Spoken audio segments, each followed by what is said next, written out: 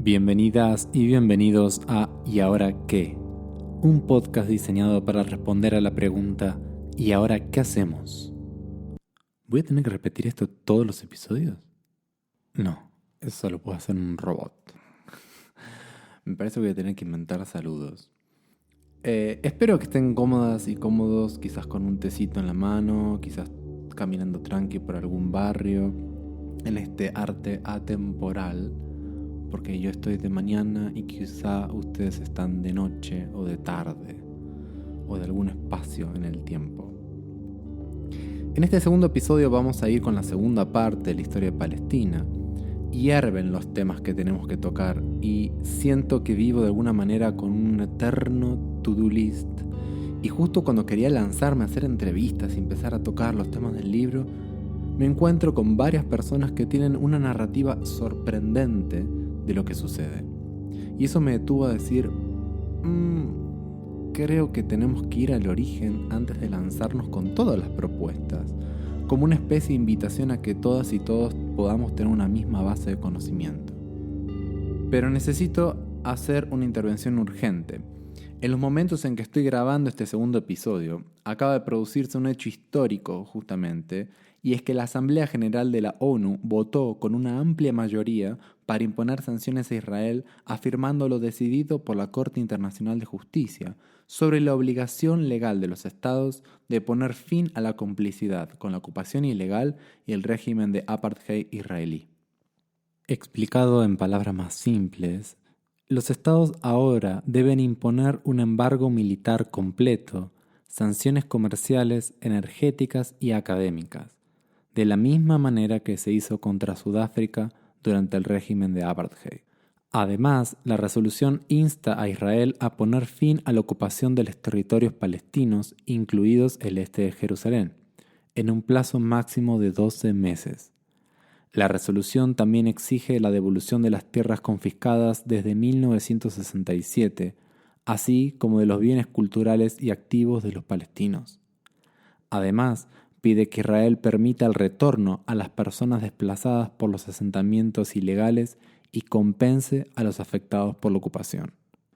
Esto es importantísimo mencionar, ya que es la primera resolución de la ONU en su historia que denuncia a Israel por el crimen de lesa humanidad. En resumen, las demandas fueron: 1. La evacuación de civiles y militares israelíes de Gaza, West Bank y Jerusalén Este. 2. La demolición del muro de apartheid. 3. Los estados deben terminar sus negocios relacionados con los asentamientos ilegales. 4. Indemnizar a los palestinos por una suma determinada. 5. Permitir el retorno de las personas desplazadas por la ocupación ilegal. ¡Wow! Son momentos muy movidos. Sé que quizás si no se está muy inmerso en el tema, qué significa 1967, qué significan los asentamientos ilegales, qué es el muro, o sea, hay un montón de cosas que no las hemos tocado, quizás las tienen ahí como dando vueltas en un inconsciente colectivo. Pero bueno, lo importante es decir que ahora hay un deadline para que Israel haga efectivo todo esto y hay también una presión de los estados, o existe la obligación a los estados, a que pongan un embargo militar completo. Por eso me gustaría hacer honor al podcast un poco sobre lo que se puede hacer en este caso, ¿no? Y lo que se puede hacer ahora. Es la coordinación de organizaciones e individuos para presionar a los gobiernos a que cumplan su deber. En otras palabras es, si vos votás a favor, por ejemplo Chile, Colombia, Brasil, pues hacete cargo, ¿no? ¿Cómo se hace eso? Buscando información pública sobre los contratos que tienen el gobierno con empresas israelíes y presionarlas a que se corten esos contratos. Ya, si bien la resolución de la Asamblea de la ONU no es vinculante, existe, digamos, una obligación política a que los estados estén cumpliendo esta resolución.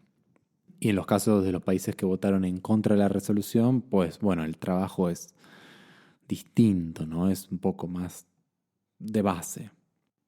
Les dejo algunas palabras claves para esto que vamos a tocar más al futuro. Adama, Netafim, Mekorot, Elbit System. Son algunas de las empresas israelíes que están en Latinoamérica y que de alguna manera ahora existe, ¿no? el apoyo político internacional y a su vez legal para que esos contratos con los países se terminen completamente. Lo más simple y rápido que puedo recomendarte es que busques en el país donde vivís actualmente una organización que haga acciones BDS o algún comité de solidaridad para ayudar a generar las campañas de presión. Ay, cómo me gustaría hablar de todo esto. Hay tantas cosas que debatir, desarrollar, las estrategias, las formas de presión, el pensar cómo lo estuvimos haciendo hasta ahora, cómo podemos mejorar. Esto es lo que me motivó a hacer este podcast. Siempre pienso y voy a defender que es importante la introspección colectiva, afinar la comunicación, abrir el corazón en serio y replantearnos qué estamos haciendo bien y qué cosas podemos cambiar. Pero bueno, vamos a encarar este segundo episodio, ya que aquí se dividen las aguas. Aquí aparecen las dos narrativas, polarizadas por supuesto, y es clave este episodio para entenderlas y sobre todo para que a la hora de interpelar se haga con compasión. No podemos permitirnos el lujo de generar más reacción. Es importante entender que hay una separación, que hay una desunión, pero que podemos trabajar para brindar un punto de vista distinto, humano y amoroso. Aclaro, cosa que toco en el libro, que no siempre se aplica en todos los casos. Pero por lo general, el tipo que te encontrás en la calle es una víctima también de tanto coco-washing, greenwashing, pinkwashing, yo creo que tiene todos los colores. Esta es la narrativa hegemónica y a veces parecía ser que es sinónimo como de un parásito que vive en la gente sin que sean conscientes que la tienen y que la reproducen. Por eso hoy vamos a estudiar su origen. Si ya tenés tu café, té o mate, listo, empezamos. Te deseo un buen viaje. Para tener una idea de cómo llegamos al Imperio Otomano, porque vamos a arrancar desde acá, te recomiendo que escuches el primer episodio. Nos quedamos con que en la tierra de Palestina gobernaba el Imperio Otomano. Su población era la mayoría árabe musulmana, aunque también había minorías cristianas y judías. Con el pequeño detalle que estos, más otros grupos religiosos y étnicos, vivían de manera bastante pacífica, mayormente dedicados a la agricultura en comunidades y aldeas más pequeñas, como se hacía en aquel entonces. Me gusta ahí recalcar y recordar la Yugoslavia de Tito. Como todos vivían felices hasta que ya sabemos quién entra por la puerta de atrás. Si bien el Imperio Otomano controló Palestina desde 1517 hasta 1917, o sea, 400 años exactos, es importante recalcar que el control otomano no fue muy centralizado hasta los últimos siglos de su dominio. El poder en la región local fue administrado por gobernadores y en muchos casos las élites locales, tanto musulmanas, judías y cristianas, jugaron un papel importante en la sociedad. Otra vez algo que mencionábamos antes. Una cosa es el imperio de turno y otra cosa son los pueblos. En el imperio justamente hay una gran diversidad de pueblos. Es un error muy común que se comete cuando se piensa, en el imperio romano vivían los romanos, o en el imperio otomano vivían los turcos otomanos. Es un poco lo mismo a pensar que en Estados Unidos, actual imperio, viven solo los estadounidenses. Si bien políticamente puede ser cierto, o son ciudadanos, nativos, residentes o tienen una green card, la realidad es que estos imperios unifican a poblaciones muy heterogéneas bajo un mismo marco legal y estatal. Regresamos al Imperio Otomano, territorio Siria-Palestina. Les dejo los enlaces para que puedan ir viendo los mapas mientras escuchan para tener una idea del espacio geográfico. Para esos tiempos, la mayoría de los judíos vivían en otras partes del mundo, mayormente en Europa. Si se acuerdan, la causa principal de la diáspora fue cuando los romanos destruyeron el Templo de Jerusalén en el año 70 después de Cristo, durante la Guerra Judeo-Romana, episodio que había ocurrido hacía más de 1800 años. cuando justamente inició el cambio demográfico más importante en esas tierras entre la población judía y la población árabe. Estamos hablando entre el año 70 después de Cristo y el año 638.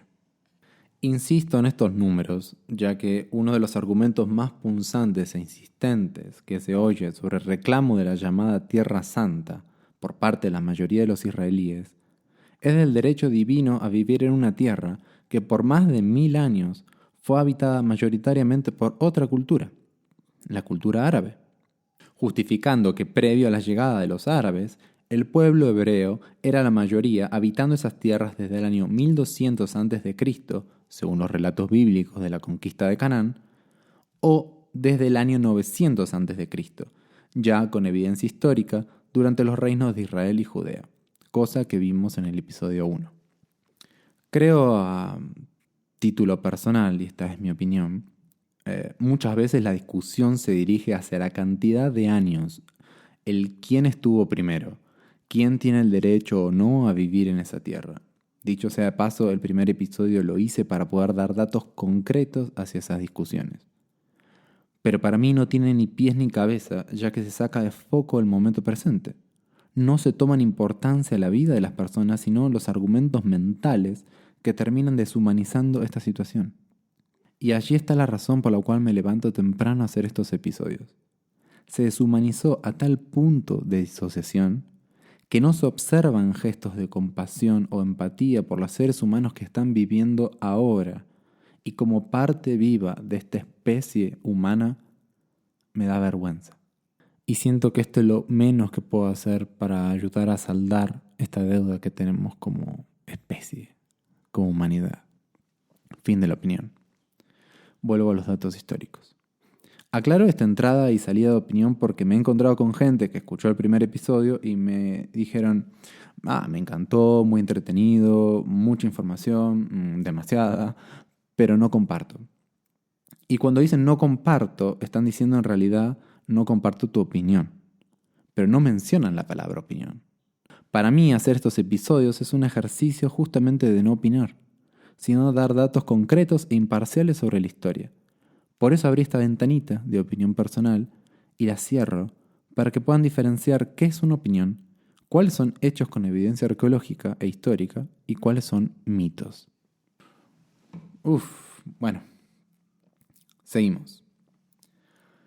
El término antisemitismo o antisemita fue dado a conocer en 1879, mientras que el término semita fue acuñado en 1770, haciendo denominación a los grupos étnicos y culturales que incluían a los árabes, judíos, acadios y fenicios, los pueblos semitas. La palabra semita viene de Sem, uno de los 3 hijos de Noé.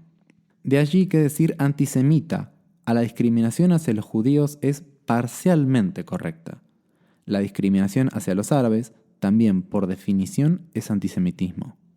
Entonces decir que había antisemitismo en el año 1500 pues es algo bastante asincrónico e incorrecto, pero sí podemos decir que los judíos que habitaban en Europa Occidental, como en Europa Oriental, ya sufrían discriminaciones, en gran medida por razones religiosas y económicas. Las expulsiones, Inglaterra en 1290, 1492 en España, qué año ese, ¿no? Y una seguidilla de eventos van a conformar lo que se llama la diáspora judía, que pueden ver en uno de los enlaces que les subo en el podcast. Los judíos intentaban mantenerse cerrados al cruce cultural por miedo a perder su propia cultura. Esa autosegregación, el desarrollo económico que sostenían entre ellos, eran catalizadores para la discriminación, principalmente de los cristianos, que tampoco soportaban que los judíos no reconocieran a Jesús como el Hijo de Dios. Entonces, para el lado del pueblo judío había 2 ingredientes a tener en cuenta. 1, que no le están pasando bien en Europa, y 2, estas especies de promesas de regresar a la tierra prometida que andan dando vueltas. Una fue la que Dios le hizo a Abraham, si se acuerdan, y la otra, recordemos, el edicto de Ciro, el emperador persa, que les otorgó para retornar a Jerusalén, el llamado retorno de Sion. Una, un relato bíblico, y la otra había ocurrido hace casi 2500 años. Pero bueno, situémonos a finales del siglo XIX. Los judíos dispersos por toda Europa y Rusia. Hay más de 11 millones de judíos en el mundo en ese momento. 7 viven en Europa del Este, 2 en Europa Central y Occidental, y aproximadamente 1,5 millones en América del Norte. Si hacemos los números, si sumamos todo Asia, el norte de África y Medio Oriente, no llegamos a sumar el millón de judíos. Matemáticamente nos da 500.000 personas en toda esa región del planeta. En esa misma época hay menos de 1 millón de personas viviendo en Palestina, con una mayoría árabe musulmana ya por muchos siglos y generaciones como habíamos visto. El 87% de su población era árabe musulmana, el 10% árabe cristiana y un 3% judía. Y no es una contradicción llamar a ese 3% judío palestino. La discriminación hacia los judíos comienza a crecer en Europa, especialmente en el este, donde los líderes judíos empiezan a preocuparse por las intensas persecuciones y linchamientos. En Rusia se denominaron pogromos. No sé cómo se pronuncia en ruso, pero bueno, en español es pogromos. Oleadas de pogromos se reproducen en pueblos y aldeas judías de Rusia, Bielorrusia, Moldavia, Rumania y Polonia. En Europa Occidental, los líderes judíos no estaban tan preocupados como los del Este, pero sí les preocupaba, como habíamos dicho, que su gente se esté asimilando demasiado a las culturas locales. Tenían miedo a la extinción de su cultura. Aparece un fenómeno global como respuesta a las necesidades de que las naciones puedan de alguna manera independizarse de los imperios y ganar autodeterminación. El nacionalismo. Para muchos el nacionalismo nace con la Revolución Francesa y la independencia de Estados Unidos, pero bueno, también tenemos la unificación de Alemania y de Italia y cómo las naciones del Imperio Austrohúngaro buscaban su independencia. También para otras personas esto coincide con la última vez que Plutón estuvo en Acuario. Aparece justamente ahí Theodor Herzl, un judío austríaco ateo, quien ante la situación que estaba viviendo el pueblo judío, dijo que la solución no estaba en la integración o trabajar el tema de la discriminación o fomentar la educación, sino en ser mayoría, ya que siendo minoría nunca iban a estar tranquilos. Pues entonces hacer como las demás naciones europeas, crear una nación para los judíos. El sionismo fue fundado oficialmente por Herzl entre 1880 y 1890, y rápidamente empieza a tejer hilos y conectes con sociedades europeas, ya que, como dijimos, el nacionalismo se estaba poniendo de moda. El sionismo es un movimiento nacionalista, pero a diferencia del resto de los casos, la nación no está asociada con un pueblo viviendo en un territorio, como por ejemplo Francia, sino con una religión, el judaísmo, completamente disperso en Europa.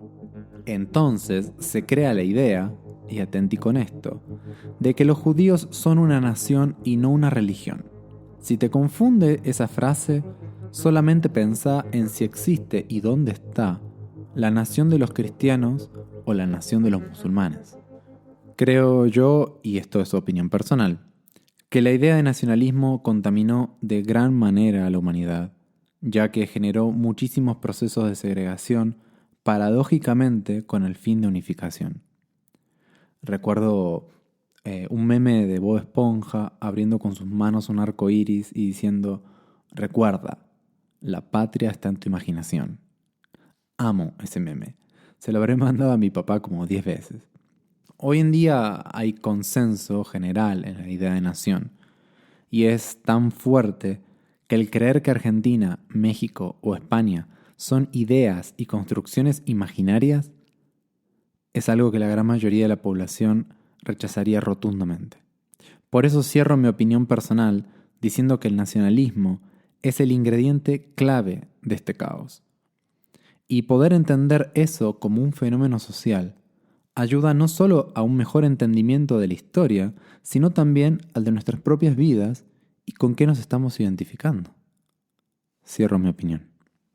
Y paso a citar a Harari, autor israelí del libro Sapiens, que dice: el nacionalismo enseña que todos los miembros de la nación forman una familia gigante, con un antepasado común, una tierra natal común y un destino común. Así como los humanos aprendieron a imaginar dioses y empresas, también aprendieron a imaginar naciones. Fin de la cita. Marco esto porque la creación de la nación judía, así como las demás naciones, es como crear una familia ficticia y simbólica que une a individuos que en realidad no tienen una conexión directa, pero comparten un mito común.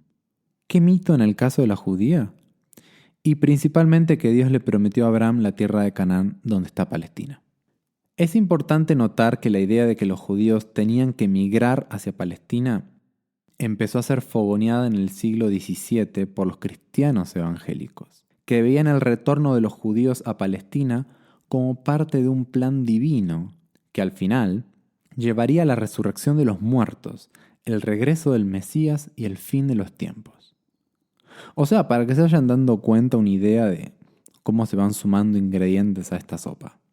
Conclusión, se siembra entonces la idea de que la solución a los problemas que estaba sufriendo el pueblo judío, por así decirlo, era tener una nación para ellos mismos, donde se sientan seguros y puedan ejercer la autodeterminación. Y ahí surge la gran pregunta: ¿dónde? Y empieza la búsqueda de esa respuesta. Los ingleses les ofrecen a los sionistas varias opciones: parte de la actual Uganda, la península del Sinaí en Egipto, partes de Chipre. También surgen opciones como Argentina y Siberia. Incluso ya había comenzado la inmigración judía argentina. Pero hubo una opción ganadora. Y ya sabemos cuál es: Palestina. Surge el lema sionista: una tierra sin gente para una gente sin tierra. Vemos cómo se empieza a agudizar y amplificar el caos. Hay un pequeño detalle que a veces pasa desapercibido cuando digo que los ingleses les ofrecen varias opciones. Eso da cuenta de que el sionismo rápidamente toma fuerza, poder y empieza a asimilarse tanto en la población judía como no judía. Se fortalece el lobby sionista. Y la Europa cristiana, digamos, mira con buenos ojos la idea de que los judíos tengan su propia nación y abandonen Europa. También es importantísimo aclarar, y esto lo voy a marcar muchas veces, que judío y sionista no son sinónimos. Muchos judíos no creían ni creen en la idea de un Estado para los judíos. Por eso me voy a referir como sionista a aquellos adeptos a la ideología sionista. Es más, la mayoría de los sionistas eran judíos seculares, o sea, no religiosos. Entonces veían el proyecto colonialista como la creación de un Estado para los judíos, más que un Estado judío. A ver, recordemos, el fundador del sionismo fue ateo, y el movimiento fue propulsado por cristianos evangélicos. Bueno, pequeña pausa para digerir. Auspicio de este corte, el silencio.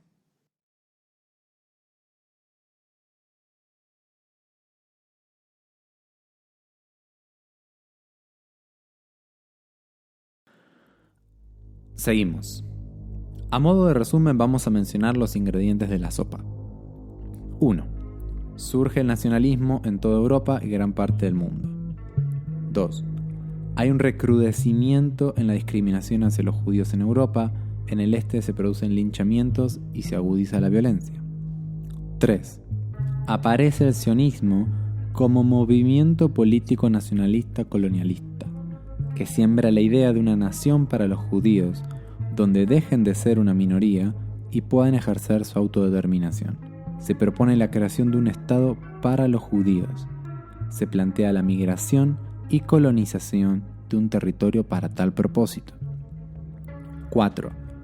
El cristianismo evangélico cree en el plan divino de que los judíos migren a Palestina. Muchos líderes cristianos y políticos europeos apoyan el sionismo, viéndolo como el cumplimiento de una profecía bíblica. 5. Entre las opciones disponibles, Palestina es la elegida. El fundamento fue el significado religioso, emocional e histórico que dan entidad al mito nacional, como los relatos bíblicos de la promesa de Dios a Abraham, la conquista de Canaán y el reino unificado de Israel, y los acontecimientos históricos como el edicto de Ciro, el templo de Jerusalén y el comienzo de la diáspora. 6. Un considerable apoyo europeo al sionismo para resolver las tensiones sociales internas, creyendo que favoreciendo la emigración judía de Europa aliviarían los conflictos. 7.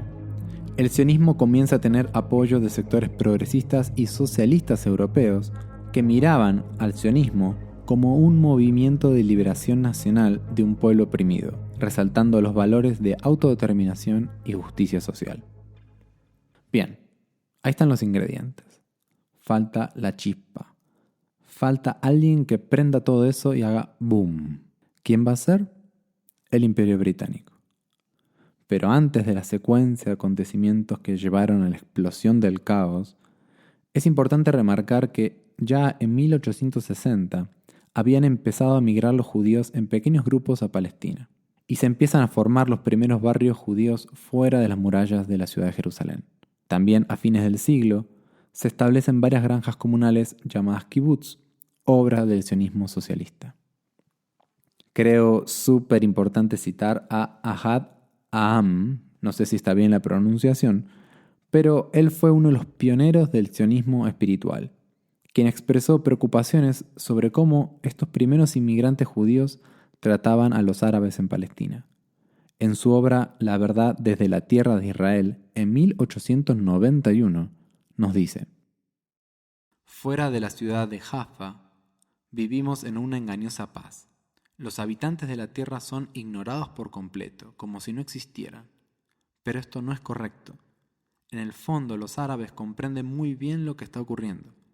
Y si llega el día en que la vida de nuestros hijos dependa de su buena voluntad, en ese día cosecharemos lo que ahora estamos sembrando. ¡Chan! Y que eso lo diga un referente sionista es algo para tener muy en cuenta. Es también para tener en cuenta que él dice árabes y no palestinos. Los sionistas rechazaban cualquier tipo de reconocimiento como palestino. Para ellos eran simplemente árabes que no tenían ningún vínculo con la tierra, no tenían una identidad como palestinos y que podían ser tranquilamente expulsados de esas tierras y trasladados a otros países árabes como Egipto, Siria o Irak. El sionismo se basaba en, como dijimos, en establecer el Estado para los judíos y solamente para un solo pueblo. No había en ningún momento la intención de compartir ese Estado. No querían volver a ser una minoría. Hubo una pequeña porción de sionistas que buscaron la integración, pero fueron rápidamente marginados por la mayoría de sionistas que querían la exclusividad en esa tierra. Es por eso que es importante agregar ahora sí la completa definición del sionismo: un movimiento político, nacionalista, colonialista y supremacista, ya que para poder constituir una mayoría en esa tierra, matemática pura, campeón, debían eliminar política o físicamente a la presencia árabe. Esta lógica de reemplazar o eliminar a la población nativa se llama la lógica de eliminación de los nativos, lógica que también había sido utilizada en las colonias europeas en América, África y Asia. Sí, el otro adjetivo que falta para definir al sionismo es que es un movimiento de origen europeo. Volvamos a Herzl, el fundador de este movimiento. Pues él se va entonces a hacerle la propuesta al Imperio Otomano para que les den Palestina. El sultán obvio rechaza completamente la propuesta. Entonces Herzl se reúne con otros grupos de judíos poderosos en Inglaterra, Austria y Alemania. En 1897 tuvieron el primer congreso sionista en Suiza, con Herzl como presidente. Allí discutieron las distintas formas de establecerse en Palestina. Hasta se discutió Jerusalén como posible capital de un futuro estado para los judíos. Los otomanos, obviamente, no estaban muy entusiasmados con esta idea y Jerusalén recibió seguridad adicional durante ese tiempo. Herzl murió en 1904, pero el sionismo siguió tomando fuerza. Entre ellos, el lobby sionista británico, compuesto por grupos de judíos y cristianos. Entre 1880 a 1920, la población judía en Estados Unidos se multiplicó por 10. Esta inmigración de judíos europeos a Norteamérica generó más presión allí y por ende empezaron a mirar con ojos buenos las intenciones del sionismo. 1914. Comienza la Primera Guerra Mundial. Para quienes se hayan olvidado, hay dos grupos luchando, los aliados contra las potencias centrales. Los aliados son Gran Bretaña, Francia, Rusia y Estados Unidos, y las potencias centrales son Alemania, Austria-Hungría, Bulgaria y el Imperio Otomano. Siempre me dieron gracia esos nombres, es como la Liga de la Justicia enfrentando al eje del mal. Ya no hace falta que spoilee la película, ganan los aliados. Viendo el curso de la guerra y sabiendo que iban a ganar, Gran Bretaña, el Imperio Británico, entra en escena y, como dijimos, prende la mecha del caos. Primero, 1915. La correspondencia entre Sharif Hussein, de la Meca, y el gobernador general británico en Egipto, McMahon. ¿Cuál era el arreglo? Que Gran Bretaña apoyaría la creación de un Estado árabe independiente en gran parte del territorio otomano, a cambio de que Hussein liderara una revuelta árabe contra los turcos durante la guerra, o sea, que pongan el cuerpo, dándole a entender a los árabes que Palestina estaría incluida en ese nuevo Estado.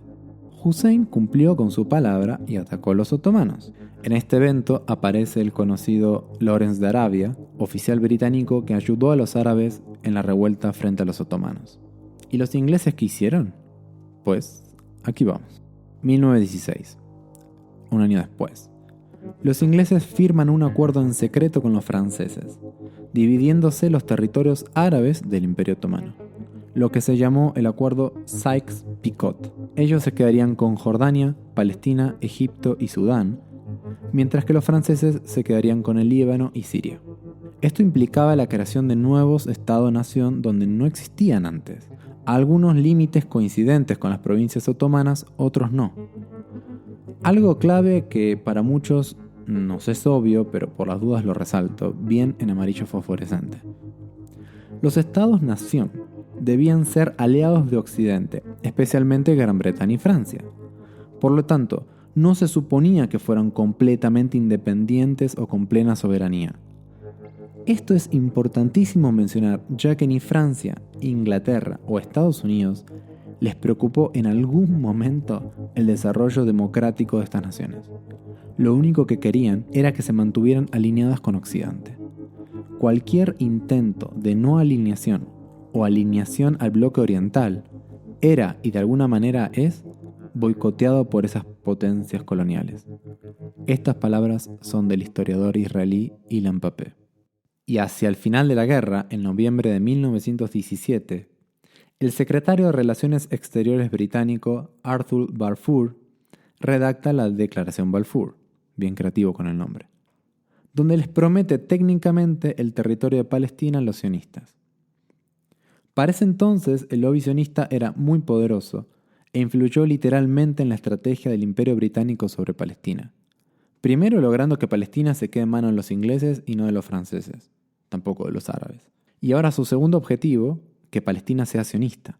¿Qué decía la Declaración de Balfour? El establecimiento en Palestina de una nación para los judíos. Cito: el gobierno de Su Majestad ve con favor el establecimiento en Palestina de un hogar nacional para el pueblo judío y utilizará sus mejores esfuerzos para facilitar la realización de este objetivo, entendiéndose claramente que no se hará nada que pueda perjudicar los derechos civiles y religiosos de las comunidades no judías existentes en Palestina, ni los derechos y el estatus político que disfrutan los judíos en cualquier otro país. Le agradecería que diera a conocer esta declaración a la Federación Sionista. Sinceramente suyo, Arthur James Balfour. Bien, ¿qué hizo básicamente Gran Bretaña? Prometió Palestina a los árabes, a ellos mismos y al lobby sionista, en tierras que eran aún del Imperio Otomano, que como sabemos pronto perdería la guerra. Germina el caos. Es algo obvio que los árabes se sintieran completamente traicionados por los ingleses. Se podría decir incluso que es el inicio de la desconfianza que se tiene en esas tierras hacia el Imperio Británico y sus aliados. Y por supuesto, sería reforzada con el tiempo. ¿Qué quería el Imperio Británico entonces? ¿Por qué traicionaron a los árabes? Y este punto es de suma importancia entender, ya que sigue vigente hasta hoy, cambiando el Imperio Británico por la OTAN y Estados Unidos. Palestina tiene una ubicación estratégica importantísima en el Medio Oriente. Controlar Palestina permitía y permite asegurar rutas comerciales y accesos a recursos en la región. Por otro lado, es posible establecer un control más directo en la región para contrarrestar la influencia de otras potencias europeas y locales. Si bien esta parte la vamos a súper desguazar en episodios posteriores, es importante tener en cuenta las razones por las cuales el Imperio Británico quería obtener y sostener ese territorio. Y como veremos luego, si no era posible sostenerlo directamente, puedes hacerlo con un aliado en forma indirecta. Allí juega el apoyo del Imperio Británico al proyecto colonialista sionista. Creer que el apoyo era por pura buena onda al pueblo judío que estaba sufriendo en Europa es una creencia al estilo Fox News. Y había otra razón extra que hizo agilizar y hacer efectiva la Declaración Balfour. Los aliados estaban súper compenetrados en la guerra, en un punto crítico, digamos, y Estados Unidos, si bien era aliada y estaba participando, aún el gobierno estadounidense y la opinión pública de ese país eran reticentes en cuanto a su compromiso total en el conflicto. Gran Bretaña buscaba maneras de consolidar el apoyo estadounidense y de asegurar que se comprometieran completamente con la causa de los aliados. Entonces, y ahí va, sabiendo que la comunidad judía era influyente en Estados Unidos, al hacer una promesa tal al movimiento sionista, podrían obtener el apoyo de esa comunidad y así influir en la opinión pública del país. No, si te digo, los ingleses son de los estrategas más increíbles y habilidosos que ha habido en toda la historia. Balfour es muy importante porque fue un momento clave en el cual Occidente le da la espalda a Oriente, traicionando a los árabes que habían puesto el cuerpo para pelear contra los turcos a favor de los intereses británicos. ¿Qué pasaba en Palestina? No se conocía aún la Declaración Balfour, ni la traición de los ingleses. Incluso había familias palestinas que estaban de acuerdo con que Palestina sea británica. Lo que no sabían era que ser británica significaba ahora ser sionista. Ya en la Carta de Declaración se puede observar que no da identidad a los palestinos y los trata como no judíos. La declaración fue inicialmente una carta enviada por Balfour a Lord Rothschild. Si te suena Rothschild, es porque es una de las dinastías financieras más poderosas e influyentes del mundo. El Rothschild que recibió la carta se llamó Lionel Walter, que era el representante de la comunidad judía en Inglaterra. La familia Rothschild tendrá un rol importante en apoyar financieramente al movimiento sionista, comprando tierras, apoyando económicamente a los inmigrantes, financiando proyectos agrícolas y educativos. Y luego más tarde financiarían la construcción del Parlamento israelí. Actualmente financia instituciones académicas como la Universidad Hebrea de Jerusalén. Me fui. Regreso a la declaración. Justo después de esta carta, Inglaterra conquista Jerusalén, marcando el fin de 4 siglos de dominio otomano en la ciudad. El general Allenby, cuando entró en Jerusalén a pie, declaró famosamente: «Solo ahora han terminado las cruzadas». Llega 1918, termina la Primera Guerra Mundial. Cae el Imperio Otomano luego de 600 años de dominio. Se crea la Liga de las Naciones, se establecen los sistemas de mandato en los territorios ocupados, Palestina queda en manos de los ingleses. Y ahí, cuando se estableció el sistema de mandato para Palestina, Inglaterra incorpora la Declaración Balfour, convirtiéndose parte del estatuto. Allí se consolida la promesa de hacer una Palestina británica y sionista. Comienza el mandato británico en Palestina. Bien, dejamos aquí este episodio. Es increíble la diferencia con el primero. El primer episodio se comprimieron casi 5.000 años en menos de 20 minutos y el segundo apenas cubrimos 70. Me acuerdo justamente cuando era chico en la escuela, una profesora, que fue la profesora que escogí al momento de egresarme para que me entregara el diploma, pero no me lo pudo dar, nos encargó la tarea de hacer una línea del tiempo, que, dicho sea de paso, nunca me la devolvió. Fue una tarea que me llevó días, semanas. Creo principalmente por el deseo de mi papá de que la hiciera bien completa. Te estoy hablando, tenía 10, 11, 12 años. 12 años. Y lo que me acuerdo era que hacia la izquierda, digamos hacia el pasado, la línea histórica era un papel en blanco con algunas anotaciones, y hacia la derecha, en lo contemporáneo, no había espacio para agregar nada. Sentí lo mismo en este episodio. Quería avanzar en la línea temporal lo más rápido, pero me di cuenta de que cada detalle en este episodio es fundamental para entender el nacimiento del caos, ya que en el capítulo anterior, durante el Imperio Otomano, las cosas estaban bastante pacíficas. Y entender que aquí se abren las dos narrativas. Una, la británica sionista, occidente digamos, como apoyo a un pueblo que estaba en situaciones de opresión en Europa y que da a entender lo inevitable que fue la creación del Estado moderno de Israel y el apoyo internacional de Occidente.